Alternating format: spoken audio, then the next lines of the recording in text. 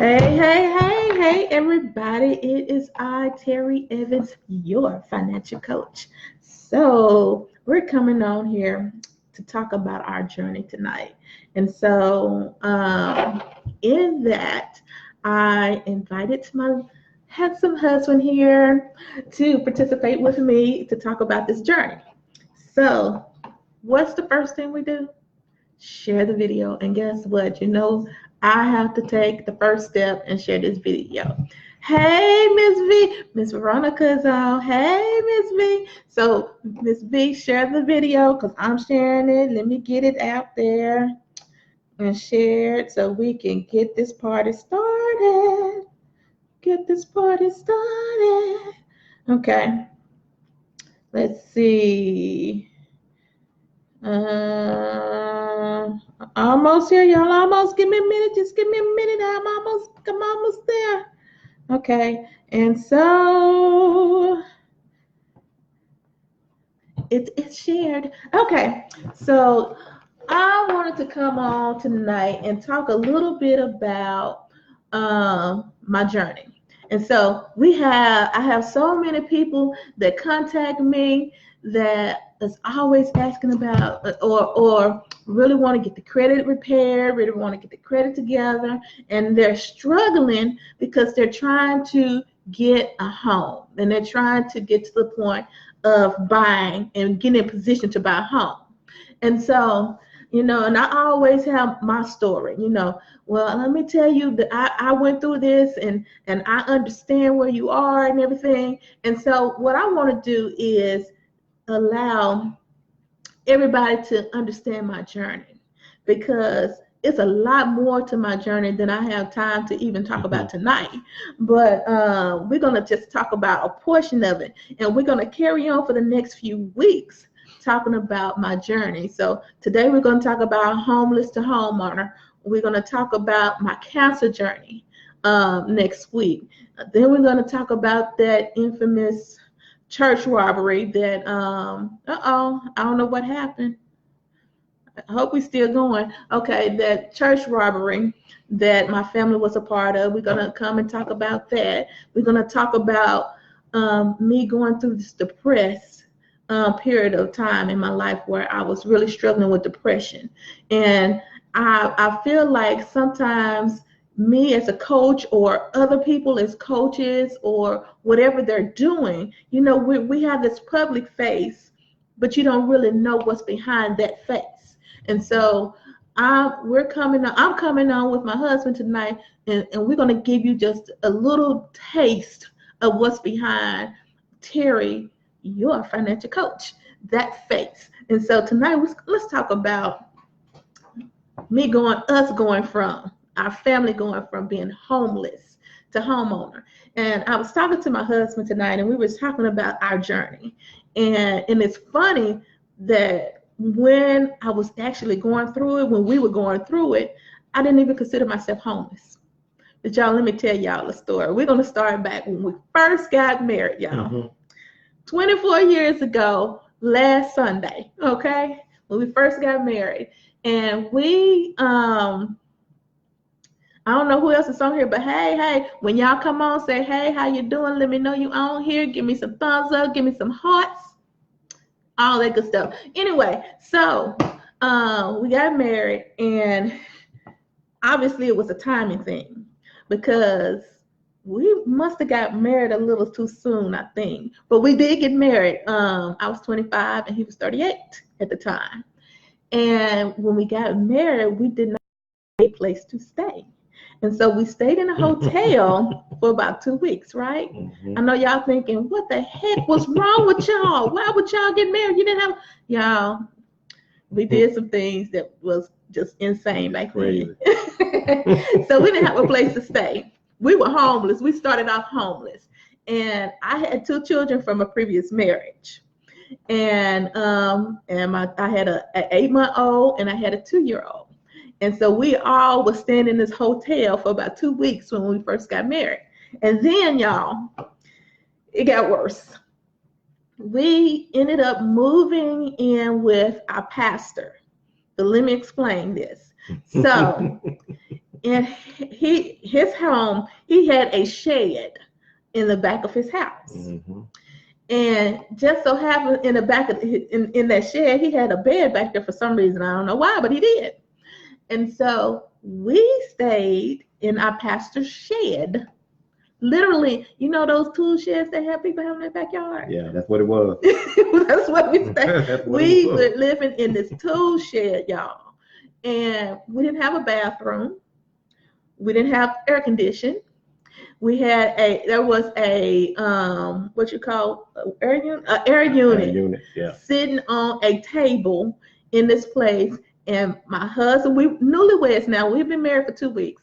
My husband, myself, and my 2 children all shared the same bed. And to use the bathroom, a lot of times I was using my daughter's, she was being potty trained. So I was using her little potty stool to use the bathroom, or our pastor would leave the door open at night in his back door for us to go through. We need to do a little bit extra, right? Mm-hmm. And so this was the beginning of our marriage. Of a journey. Oh my God, it was a journey. An amazing journey. That's what it is. Well, let me tell you something. Let me get deep into this thing. That was a period of time where I was embarrassed. I was so ashamed. I was happy to be married because I was marrying the person that God has told me to marry.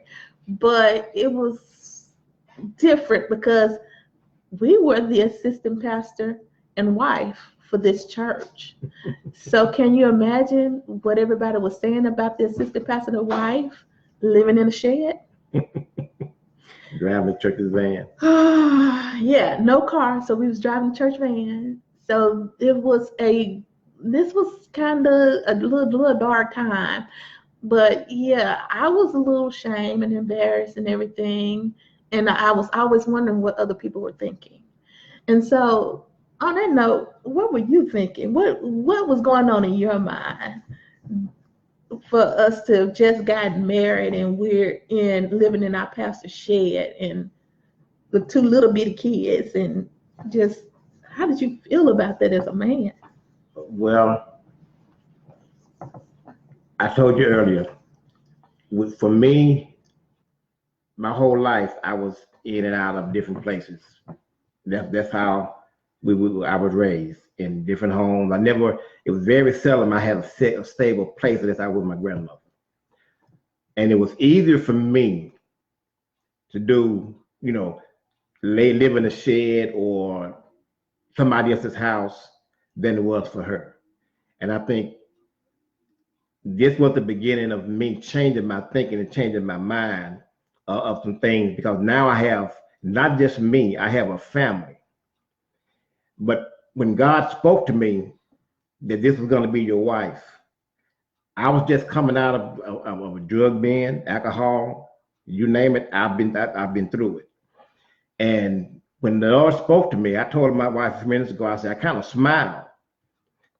I said, because it reminded me of Sarah when the angel spoke to her.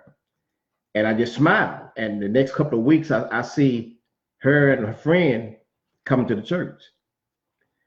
And as a man, you want to have your chest out. You want to be the provider. You want to do the things that a man's supposed to do to take care of your family. But then I didn't have anything because I was totally dependent on the church. Right. At that time, I wasn't even getting a paycheck. And because the church gave me a place to stay off and on with my sister, and then sometime I would stay at the church because I was cleaning the church and I was, security, so to speak. But in my thinking, I had to continue this. My mind was like, okay, Lord, you told me this, but like my wife said, we were kind of jumping the gun. Mm-hmm. Because neither one of us had a place to stay. Right. We were coming out of a hard place, and so right. I think in our minds, we said, Lord, do it, and we just did it. And a lot of times we do that. And we said we trust in God, but a lot of times we say you trust in God don't mean you to jump out off of a cliff. But how did you feel about it? and like you said, embarrassed because here I am going to church, driving to church, picking people up, The assistant pastor, and all I could do was just really just continue this whole, it was hard. And it was, like you said, it was embarrassing. There was really, because the church had just started for a few years. And so I didn't really know how to just go to talk to somebody. And so I had to a lot of times I had to just hold it in and just talk to God, and it was frustrating because every time I go back and I spent half the night taking everybody back and forth, taking them home from church. I had to come back and park the van in front of the church's, the pastor's house, and go in a shed with my family. Yep. And sometimes her and the children had to ride with me because I had such a long ride from West Little Rock all the way to Jacksonville. So we wouldn't have to just stay in the shed. Just stay in the shed all day, and with again no really air conditioning, no air. Real bathroom. We didn't have a kitchen. It's literally a tool shed that we were living in. And we had a cooler with ice or water, so we could have something to drink at night. Right. And so we had some snacks, because we had the children. Right. But for their bottles and stuff. Bottles and but it was challenging. It was very challenging. It was challenging. And like I said, I've been through some hard times in my life, but and I had not too long ago come out of a marriage, and I had 2 children, and so all of this right here was just weighing on me because I made in my mind, I said, Lord, I don't want to make the same mistake I did, because now this is the woman you gave me. And all I can tell God was, you got to have a plan. What am I supposed to be doing? Right. So let's go on a little further. So we stayed in there a few months. Yep, a couple of months. And then we ended up moving into a trailer park. And so we had us a little trailer. Look, we were excited because now we had our own place. That's it. We had our own place. We had our own kitchen. We had our own bathroom. We had our own bedroom, and our kids had a bedroom of their own. Yeah, and they were excited. They were young, but they were still excited. And and it wasn't a big trailer, but it was something that we could afford, and that's where we were, and it was ours. Tell me why. We might have been there maybe a month, and somebody broke into that trailer and stole all our stuff. And we had a load of. Let me back up for a minute, because when we got married and we were 2 weeks in that hotel, we had a ton of gifts. Yes, we did. We had so many, but it was funny.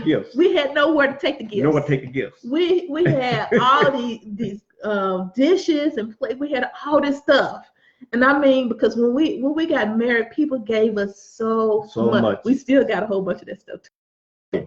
Okay, so anyway, so we had all that stuff, and I don't know where we put the stuff when we was in the shed, but then we had it over there in the trailer. In the trailer. And then people stole. They didn't steal our wedding gifts. They stole TVs and stuff like that. Yeah. So they took all of our stuff, and so we decided, for the safety of our family, that wasn't the safest place for us to be. And so we moved. Again, we went into this homeless state. We didn't have a home again, and so we moved into with your sister. My sister. And let me explain the setup of this home. Okay, and let me say this: we had the 2 children. By the time we got ready to move in with his sister, I was pregnant. So I had gotten pregnant, and so it was myself, my husband, my 2 children that I already had. I was pregnant, my sister-in-law, and her young son. And this was a duplex. It was a shotgun 3-room duplex. With a bathroom. You had a kitchen, a living room, 1 bedroom, and a bathroom. So I guess it'd be 4 rooms if you consider the bathroom. So it was just, you go straight back It wasn't no veering off anywhere. You went from the living room to the kitchen to the bathroom to the bedroom. And all of us, she allowed us to come stay with her. All of us were in this little place. Yeah.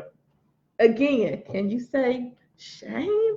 Embarrassed? Because we working for the church full time. Yeah. But we could not afford to have anything of our own. We struggled and we struggled and we struggled. And so we stayed there for a little while until I had my baby. And so when I went into labor and had the baby, and I don't remember coming, I don't even know where we went after the baby. There was a house down the street from the church. Okay, so we somehow mustered up enough money from somewhere to rent a house. And so we're still about a year into the marriage now. And so we were homeless twice in the first year of our marriage. Okay, so let's fast forward a few years. And in this fast forward of years, okay, I had 3. So I ended up having 2 more. So I had 5. And so in a few years, we ended up in a nice home. Yeah. We had a 5-bedroom, 3-bathroom, wonderful home in a very nice, prestigious neighborhood. But let me say this. 1, we were renting. 2, we weren't paying the rent.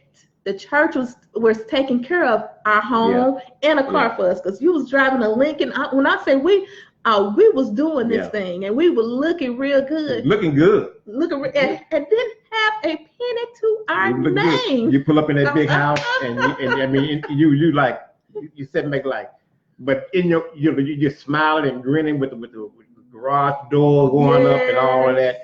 And the cul-de-sac, y'all. We stayed in the cul-de-sac, so we really had it going on. And nice big houses around us, and people didn't know anything about us, but But in our hearts, we knew it wasn't ours.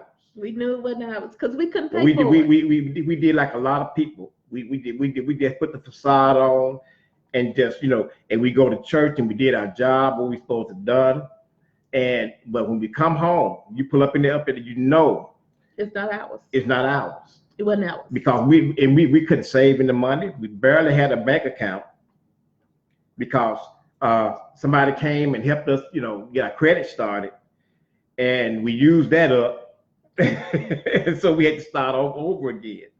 And so by that point, we end up losing that. Yes. So we're homeless again. Yes. Homeless again. And so so by this time we had 5 children and I was number 6.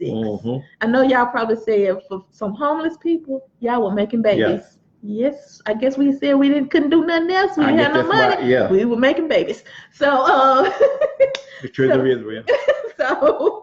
So we had some little situations that happened, and we had to leave the church. Right. And so in leaving the church, that meant we had to leave that 5-bedroom, 3-bathroom, nice home in that very nice neighborhood, and coming, because let me tell y'all how nice it was. My mom, she was so proud of that house. She would have people, her sisters and stuff, and they would come and they would just drive around the cul-de-sac, just looking at the house and stuff. So she was really showing, everybody was showing the house, but the house wasn't ours. Okay, so again, I'm pregnant with number 6, and we leave the church. So when we leave the church, again, we really wasn't making money, but the church was paying for our nice home and for our nice vehicle. And so we lose the home and we lose the vehicle. And so now we have to take our family, and thankfully at that time I had started working a little job doing taxes. And so it was just enough for us to get an apartment, a 3-bedroom apartment that was based on your income. Yeah. And we moved into that apartment, and we squeezed all 5, soon to be 6 children and ourselves into this room apartment, and was happy about it, y'all, because it was something that we were paying for. Now, I did have a job. That's when no, you ended up getting a job when we staying in the apartment. In the freezer. Yes. And so that kind of helped out a whole lot, you know, because it kept gas in the car. It helped out a lot because yeah. Then because my job was seasonal, and so once the tax season was over, I wasn't working, and then we was homeschooling our children. And I was a stay-at-home mom doing all the other times, right? And so then you ended up getting a good job. Yeah. Yes. Driving trucks was the most wonderful thing in the world. Let me tell y'all, I was so excited. Now my chest was all loud because I was like, "Ooh, we're gonna be able to move into a house, and we're gonna be able to do this, and we're gonna do this." Okay, so but let me say, while we was in an apartment, right, and things were a little rough for us. My mom gave me some credit cards, and she allowed me to be a signer on her credit cards. The mistake she made was she actually gave me the credit cards, right? And so, needless to say, after she gave me those credit cards, I was able because her credit was so good. Yeah. And that credit transferred to me. I was able to go and get other credit cards. So the ones that she had given, plus the ones that I had gotten, I had started paying the rent with these cards. I was paying the light bill with these cards. I was buying the groceries with these cards. I was doing everything with these credit cards. We had so much credit card debt that it was just a shame and a pity, and we could not pay it back because we were still, what we didn't pay with the credit cards, whatever money he made, we was trying to still survive. We had 6 children. Yeah. So we was trying to survive. And so we were able to move out into the apartment, and then we ended up having to move in with my sister for just a short period of time too. Again, she stayed in a 3-bedroom house. She had 4 kids, and we had 6. It was 10 kids and 3 adults staying in a 3-bedroom home. Yes. Y'all, can y'all say we was crazy? Now she's saying that. Now all of this, what she's talking about, is some stuff that my whole life I was in and out of. But I wasn't. And she wasn't. She wasn't. So I guess it was like with me, you know, I've been through this before. But the difference was I have a family. Right. And I don't have anything, you know, because it was hard for me to get a job because I didn't finish school. And so that right there was a note to me right there. There was an X, you know, right there, because trying to get a job at this time and day and time, right, very, very hard. But my brother finally helped on his. He was doing the security driving, and finally he got me on his job. Yeah, you got a good job. A good job. So God blessed us. I got excited. I really got excited because then we had someplace. You know, okay, I got some money flowing now. Yes. You know, and this was coming every week. Now, y'all do hear us talk about how excited we was because he was making, at that time, he was making good money. Yeah. And so I didn't have to do anything because he was making good money driving those trucks. And so we did move into a home, and we finally got us a 4-bedroom, 2-bath home, and was so happy because we were planning on purchasing this house. Got us a van. Yes. Yeah. But we were planning on purchasing this particular house. Yeah. And so, you know, seasons, we were doing everything. We was willing to do whatever it took to buy this house, right? And so I knew the credit was crazy and everything. And so I started working again. First of all, doing taxes again. Mm-hmm. And literally, y'all, we had one vehicle. He had to go to I was walking a couple of miles a day down the street on a main street. Some of it wasn't even sidewalks.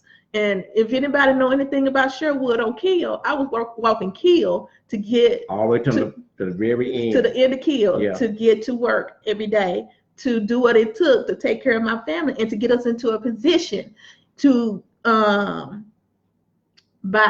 this house. Yeah.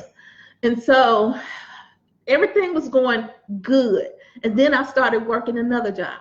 And so I'm working now, And with your money and my money together, we started planning. It was gonna be something that we was gonna buy this house. We had told our landlord that we was about to buy this house because we was doing everything it took to buy the house. We're going to NACA. That's another story in itself because let me tell you, I went into some depression when I really got ready to buy the house. But anyway, so soon I started working. Not even a year. It's only a few months into with me starting working. He had a stroke, not just a small stroke. They said it was a massive stroke. I was like, oh my God. When we finally get some footing under ourselves, we finally in a house. Now we're going to lose this house and we're going to be homeless again because he can't work. And to the point he was paralyzed on one side, on his right side, his main side for a while. And it was insane to say the least. And so we went to this high of finally getting to the point where we can get our monies together so we can go ahead and get our credit in order so we can go ahead and get a home, buy this home, the house that we're in, to now I have to call the landlord and say, I can't afford to pay you anything. I can't pay you a dime because without his money, what are we going to do? He allowed us, because I was going back through my seizures, and that was hard on her because then she had to watch. I had family members to come over to sit with me because because I was having seizures regularly. Right. The kids had to stay at home sometime to watch me, and it was hard on her, and I knew it because what she was trying to do. Your wife has been been struggling for a while, and all of a sudden now we got some light at the end of the tunnel. Then all of a sudden now this happened, and I knew it was going to all fall on her. How did you feel about that? All falling on me. You as a man not being able to take care of the family anymore. You almost want to. You almost want to give up. You want to just tell, because in my mind, and these are sort of the tricks of the devil. Why don't you just die and she can get the insurance? Those were the thoughts that was in my mind. And I sit back sometime, and she didn't realize this. I sit there, she leave and go to work, and sometimes I just cry because I couldn't do anything for my family. Nothing. And a few months later, or a few weeks later, my employer, he decided to come in and just pay me,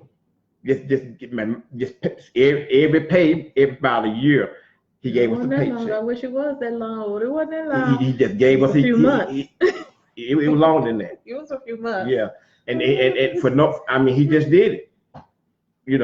And that took a little load. That kind of, don't forget now, we still had debt. Yeah. We still had debt. And then with you having this stroke, that debt multiplied. Because I had to have medicine. Oh. I had so much medicine coming in. Yes, and then we had speech therapy, occupational therapy, physical therapy. We had to do all of those. The doctor bills started coming in, and then you started having seizures on your brain. So we have to put you in ICU like once every 6 months. Yeah. It was just a cycle of never ending. And I'm gonna tell y'all, I was like, God, I need you got to step in because it was so hard. It was so heavy. It was a very, very, very, very dark time because it was one of the roughest times in my life. Yeah, and of course next week I'm gonna talk about me going through the cancer, but I think going through his stroke was worse than that because it was I wasn't making much money. Right. And he was the breadwinner, primary breadwinner in the home. And, after a few months, all of that stopped. Yeah. And so my little money had to take care of our home. But I could, for a period of time, I could only work part-time because I had to run it back and forth. We couldn't afford a caregiver. Yeah. And then I was keeping my children home from school. And they had just started school, got back in school. Yeah, and so I was keeping the older ones at home. They were taking turns so they could stay. I need y'all to stay at home to watch your dad, And thankfully, the school understood. Yeah, they did. And they would send home their homework and everything, and so it helped. But it was a very dark and dim time. And in your mind, with me, I'm looking like, okay, Lord, what are we doing? Because look at what we've been through. Look at my life, and I had to go all the way back with my own life, what I've been through myself. And then all of a sudden now I see daylight, but then now I get sick. Yes. And now not just by myself, but I got a family to take care of with not any money, couldn't go back to work. And the car we had to try to keep it because that was the only because she ended up going getting another job, and so she had to go way across the little all the way to Sherwood to pick the kids up from school to get them back home. I forgot about that. Sure. And then she had on my lunch break. On my lunch break. Then sometimes she had to come and get me to take me to the doctor's office. And then sometimes I had my sister-in-law, and then I had my sister. They would come over sometime, and I mean, it was just you're talking about turmoil. You're talking about confusion. We had to figure all this stuff out. Yes. In the midst of but the main thing is you can go through stuff. But then if your bills keep on multiplying and multiplying and multiplying, it's a heaviness like none other. It is, and you're a man. All you can do is sit home all day and do nothing. And this is where you had that God you said you love and they love you. This is when you really call on that God, because it was hard, and I knew it was hard on her. The only thing I can do is she come home in the evening time, I would give her a massage, because I know she had walked. I massaged her feet. I would massage her shoulders, because she got to the point, she was doing so much. She was doing everything. And if you're a real man, that's the last thing you want your wife to do, is being worn down and being stressed out. Because you can't work, and that's where we were.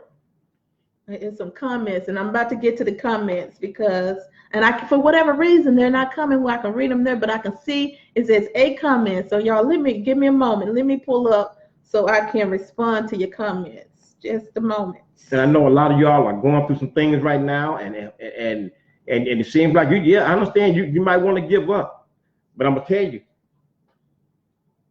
You got to stay in that place.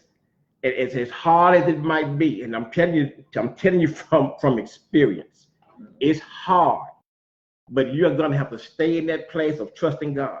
Hey, and let me say hey to all of y'all. I see Miss Lakita been on here. I don't know all you all still on here. Miss Veronica, Dominique, Miss Shanika. Y'all, thank y'all for joining and talking to us tonight. And so let's go on a little further. So obviously you all can see that God is a healing God, yes, right? He is. Yes, so He is. God healed him. There's still some residue, but we're still believing that even the residue, the healing of the residue, that is just we're grateful that he still has his life, right? And so let's fast forward to now. And so So he went through this process. And again, we talked, and he was like, go back to school. Yeah. I want you to go back to school. This is something that you've always wanted to do anyway. Go back to school. Miss Lakita said, encourage the people, Pastor Evans, and Shanika said, but God, yes. And so I did what we discussed. Yeah. I went back to school. I went to school full time. I worked full time. Took care of my family. Y'all, when I said it was, Let me woo! say this. Now, this is where, as men, this is where we have to change our thinking about our wives and about women, because I had to truly let my wife do what she do. I've always been, you know, a person that takes care of home and takes care of different things. I put myself in this place, not my wife's place, but in this place to take care of the kids. I had to. I make sure I washed everybody's clothes. I made sure that then I started to be able to, I went to therapy. I finally got my driver's license back. I was able to, so we still had one vehicle, which means that I had to go across the Little Rock and get her and take her in the morning and bring her back. I had to take some of the kids to school. I had to still go back and get her in the evening. I started cooking in the evening. Cooking dinner. I started making sure the house was straight. When she come home, she didn't have to do anything but sit down and get in her studies. But she had to still deal with the children because they were still in school. Right. And I couldn't do it. So she had to still deal with them and their lessons. And so in the midst of all of this, we were still in debt. And we got to that place to where we had to trust God. Then we started praying, and we just started having a short Bible, you know, encouraging each other. But I'm gonna tell you, God is the one that did it all. Yes, He did. Yes, He did. He did it all. Yes, He did. We had people come in. Some of our friends came over sometime, and they stood in the middle of our kitchen and prayed for us and prayed with us. And I'm telling you, when I look back from where we are right now, I'm gonna tell you, don't give up. Right. Don't. Yeah, you go on and get frustrated if you want to. Go on and stand in the middle of your room and holler loud if you want to. Go ahead, but go out in the park somewhere and just shout real hard. It don't matter. Just as long as you know that God's there. Because when I sat back and my wife did 2 years of college, 4 years of college. I mean, I sat back and the first time she finished, she said, "Oh, I'm so tired. I really want to go. I want to go and finish, but I'm just tired." I said, "You go finish while you got the energy. While you still have that drive to go on and finish." And she went through it again and she finished it. And everything was on, all the finances was on her. And so I had to just trust my wife. I had to trust her with everything. Everything. And it was like, it wasn't my money anymore, it's our money. And we had to trust, I had to just trust her, because from the beginning, she knew more finances about me before she finished school. She understood finances anyway. And so it didn't make any sense for me to try to come in and do finances and tell her how to run the money. And we in a hard place. Okay, now do what you don't do what you went to school for. And that's what and where we at today is because of how we came together and do what I did at home and help her and let her do what she done on her job. That's why we at the place we're at right now in our own home. And it is not easy, but you have to let God do it. Yes. Yes. You have to. You might. God is not going to do it the way we figure He's going to do it. We try to figure God out. You can't figure God out. God already has a plan for your life. All you got to do is sit still and be still for a minute and let God say, "Lord, here I am. I'm tired of this. I'm tired of going through this. I don't know what to do." And you have to let God do what He's going to do. And God will show you little nuggets of light to let you know that He's still there. And you got to let Him do it. Yes. and trust him. I'm telling you, it's all about trusting God. Because when I sit back and I see my wife, what she was going through, and I couldn't do anything about it. All I can do when they're at home, all I could do was pray. Pray for her strength. Pray that God, do whatever that because I know she was going to work being frustrated and being tired, and then got to come back home and still deal with 8 other people. Let me read some of the comments. So, Miss Akita said, encourage the people, Pastor Evans. Ms. Veronica said, come on, Mr. Evans. Keita said, you're speaking well in here. Tanika said, teach us how to live, family, by loving and trusting in God. Ms. Veronica, don't throw in a towel. Ms. Keita said, yes. That's it. And Ms. Veronica said, wow, this is definitely a God thing. And then Ms. Veronica, of course, she said, your beautiful wife. So y'all, let me step back into the practical. The preacher in him is gonna come out. Now let me go back to the practical. So going to school, finish the school, and getting back on track. Because by doing that, by that conversation, God was able to elevate me to get better jobs. Yep. And so we were at the point, because the conversation we had, let me step back and tell y'all about the conversation we had. The conversation we had was, we got to do something. Mm-hmm. We cannot just sit back and do nothing. Right. We got to do something, because the only way, we have children. We can't, it's not just about us. We have children, and something got to give. Yeah. That means we got to do whatever it takes to get to where we want to go. And we don't want our kids to be living like this forever. And we don't want to live like this forever. So we got to do something. And so that something was, Terry, take your butt back to school. And that's exactly what I did. I went back to school for another 4 years and got 2 degrees. And because of that, every little piece of money that we got, the church helped us. The church that we were going to, they would people at the church would bring food by. Yeah. They say, well, God just laid it on my heart to bring y'all some groceries. That was awesome. Yes, they would come. One lady from the church, she would come, her vehicle full of food, and just fill our kitchen. 4 or 5 boxes of food. Fill our, not just our refrigerator, but we'll fill our cabinets up with food. Yeah. But let me tell y'all something.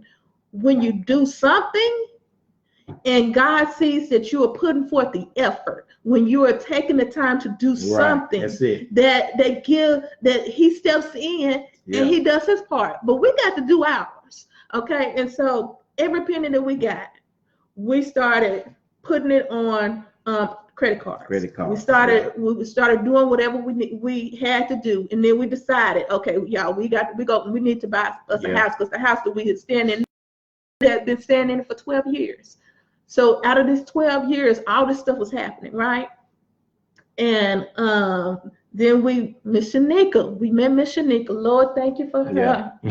And she told us, don't you buy this house. And so we didn't. We followed instructions. Anyway, we did, when I say we did what it took, by that time we had vehicles. Both of us had a vehicle apiece.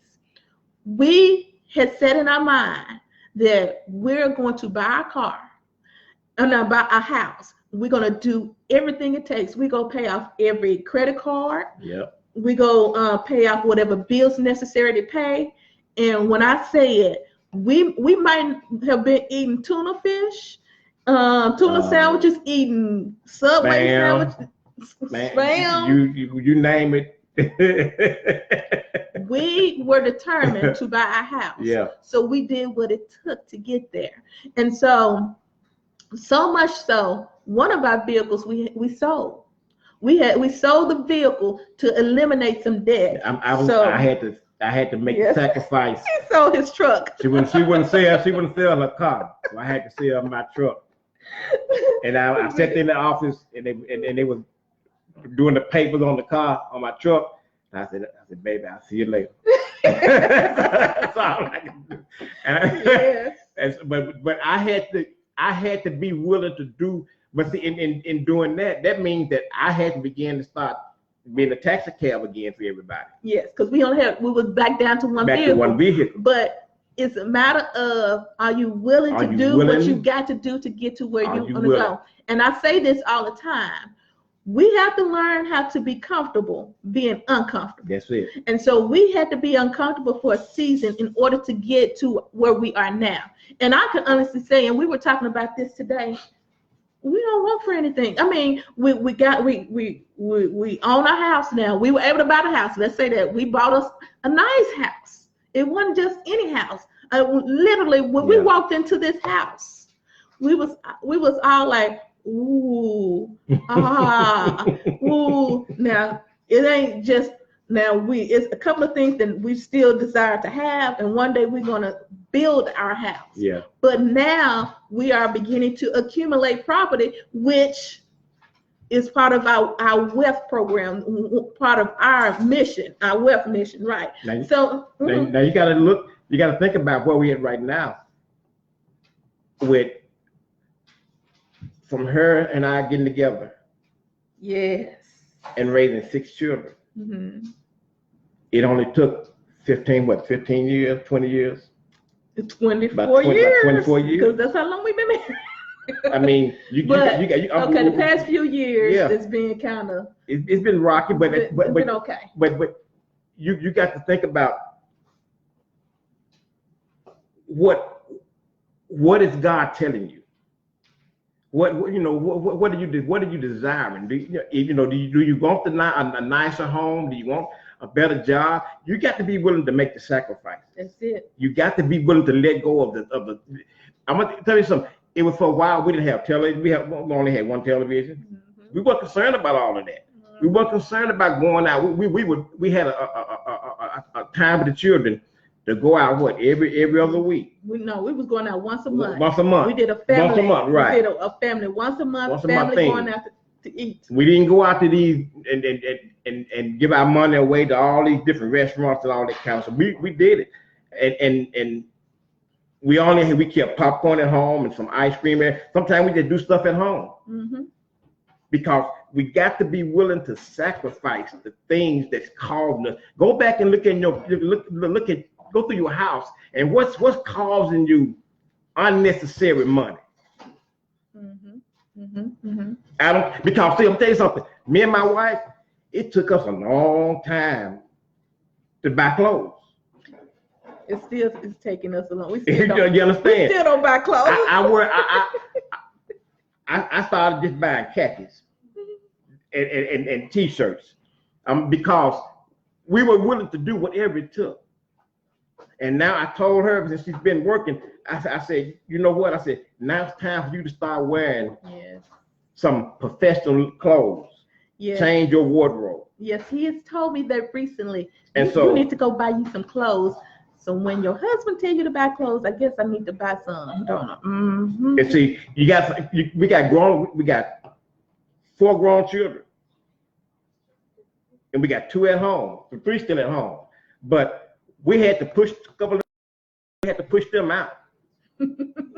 We had to push our boys out. You men, it's time for y'all to go. We set up a plan for them, and we help them whenever we can. But we had to push them out, and that's the kind of things you got to do. You can't let your children suck up everything that you're trying to do. You love your children. We're still working on this part. Yeah, we still help them, but at the same time, you got to do when I say sacrifice, that means everybody in the house have to make a sacrifice. That includes your children. We got to make some sacrifices. Mm-hmm. But we're doing better. We're doing better. We're doing a lot better. So again, from where we come from, and we go take that journey back. 24 years ago, when we got married, we didn't have a place to stay. We were staying in our pastor's tool shed, and to now, where we stay in a nice 4-bedroom, 3-bathroom home, and God blessed us because we did what it took to get to this point. And even to the point that God has blessed us financially. I mean, we may not be millionaires yet. Yeah, not yet. But we don't, where we used to wonder how we go pay our light bill, how we go pay our water bill. We're not going to have the gas in the winter time because we can't afford, to have gas. I mean, God has blessed us to a place this past 24 years of peace. Of peace. When I go to bed at night, I don't wonder if we're going to have food in the house. Yes. Right? And are we going to have any dinner? Because we had to go through all of that. And as a man, that's the last thing. I can go out there and I can hustle. I can go out there and rake some yard, but I'm not by myself anymore. And we're teaching our children. And see, one thing our children, because especially our older kids were there with us from the beginning. From the beginning. And so my two oldest ones, they felt the brunt of everything we went through. Mm-hmm. And I'm gonna tell y'all, it hurt our hearts. It hurt our hearts that our kids have to suffer, because they literally had to suffer. The oldest three really had to suffer. And now they look at the youngest three and they say it all the time. They spoil, they get everything they want and everything. Yeah. And that's because we're not in the position that we were then. But now even our older kids, they see where we come from and where we are now. They saw the struggle, and now they can see and understand and say, okay, mom and daddy, they did this thing, we can do this thing too. And so it is not just for us. We didn't do this just for us. This is for our children and our children's children. And so we're going to live a legacy of knowledge, a legacy of wealth, a legacy of understanding, an inheritance to our kids' kids. And so we're going to all be in this, do this thing together, because y'all, we still got some plans. We just started. We got some things that's going to come about. And y'all going to be like, them Edmonds, they always doing something. And you got to think about your friends, and you got to think about your family members that saw you from the very beginning. Yes. Two homeless people talking about getting married. And when I told my pastor that, he looked at me, he said, "You sure?" And it's to the point to where there was no doubt when God spoke to me. But then at the same time, I still, you look at somebody and the Lord has spoke to you, then you have to wonder, are you sure? And so I had to just be obedient.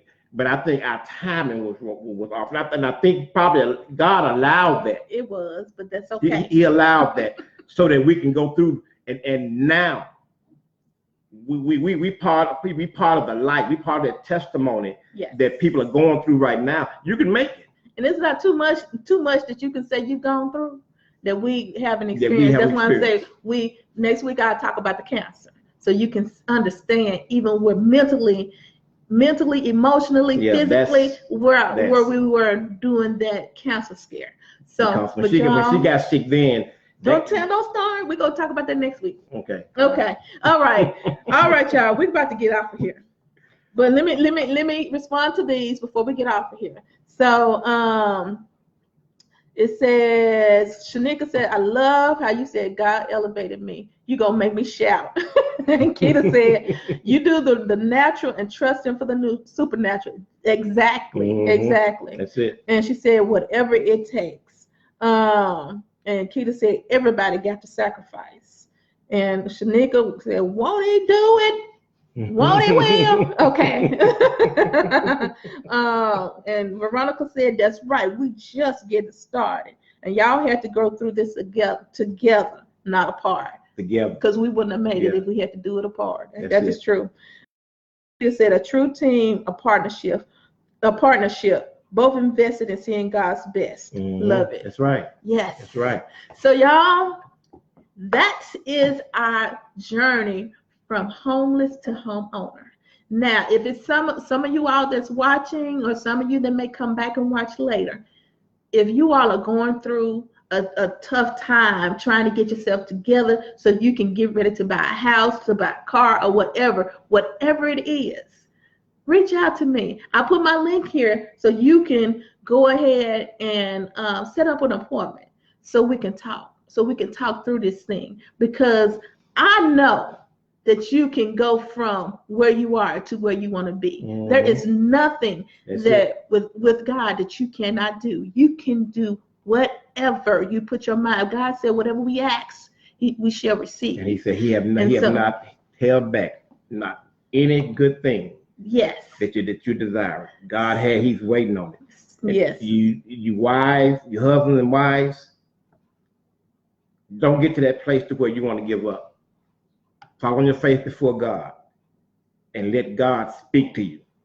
Because there was times I had to go over to my sister's house. I got so frustrated and tired, but I knew God had called. I knew God was going to bring it through because he'd already spoke to me. But my thing is, I didn't know how he was going to do it. Mm-hmm. And see, we get frustrated because we don't know how God is going to. Don't worry about how he's going to do it. It's when he speaks to you, just do it. Just do it. Do it. Call me, message me, hit the link, whatever we need to do. I'm here for you. I'm here for you. And I'm sure if any of you any guys that's watching, you need somebody to talk to, I give you his phone number. You can talk to him. I'm here for you. But this financial thing, y'all, we got this. We got this. And I got you. So go ahead and set up an appointment so we can get on the telephone and we can talk this thing out. Yeah. All right. That's it for the night, y'all. We've been on here a little too long. I ain't gonna say too long. God did this thing. We've been on here long enough. But it's time for us to get off, and we will see you next week, same time. Both of us will be back next week. That's all you all. Same time, same place, right here. Next Thursday at 7 o'clock. And we're gonna talk about how I conquered, not beat, but how I conquered cancer. That's it. All right. I will see y'all later. Y'all have a good evening. Bye-bye. Bye-bye. That way, yeah.